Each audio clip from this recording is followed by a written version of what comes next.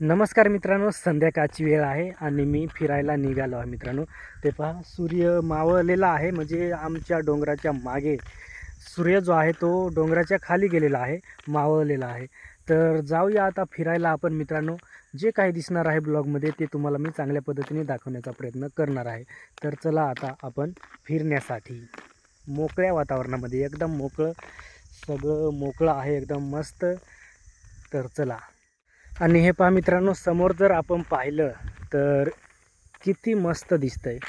इकडे पाहिले तर आंब्याचं एक मोठं झाड आहे, त्याच्या शेजारीच एक तुम्हाला वडाचं पण झाड दिसत असेल. हे पहा मित्रांनो. आणि इकडे पाहिले तर हे पहा, इकडे हे मोहाचं झाड आहे मित्रांनो. हे पहा, एवढं मोठं मोहाचं झाड आहे. तिथं एक खळं पण आहे. तर जाऊया तिथं, आपण पाहूया तिथं काय काय आहे ते. आणि ह्या साईडला पाहिलं तर हे पहा, एकदम तिकडे लांब जर पाहिले तर ते पहा, तिकडे डोंगर पण आहेत मित्रांनो. एकदम मस्त संध्याकाळचं नेचर दिसतंय. ह्या साईडला पाहिलं तर हे पहा, एकदम मस्त वाऱ्याची झुळूक पण, म्हणजे झुळूक पण सुटलेली आहे. एकदम मस्त वाटतं मित्रांनो. हे पहा, गोल तुम्हाला मी चहूबाजूनी नेचर दाखवलं. हे पहा. तर चला आता खळ्याजवळ आपण ह्या ठिकाणी. तर आपण आता मित्रांनो एकदम खळ्याजवळ, म्हणजे खळ्यात आलो आहे. तर हे पहा, मागे तुम्हाला भुजनी केलेली दिसेल. डाह्या बिह्या आमच्याकडे जाळलेल्या आहेत मित्रांनो. आणि खूप म्हणजे खूप, आता एप्रिल महिना चालू आहे, मे आता सुरुवात होईल मेलाच.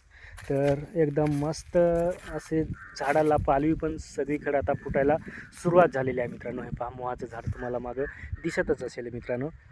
एकदम मस्त मोह पण पडून गेलेत आणि त्याला आता मोठे यायला सुरुवात झाली. तुम्हाला मी दाखवतो, बरं थांबा.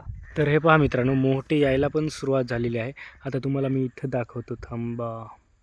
हे पहा, मोठे आलेले आहेत. हे पहा, मोठं म्हणजे त्याचं फळ आहे मित्रांनो. आणि हे पहा कसं एवढं मोठं बूड झालेलं आहे त्याचं. आमच्याकडं खोडाला बूड म्हणतात मित्रांनो.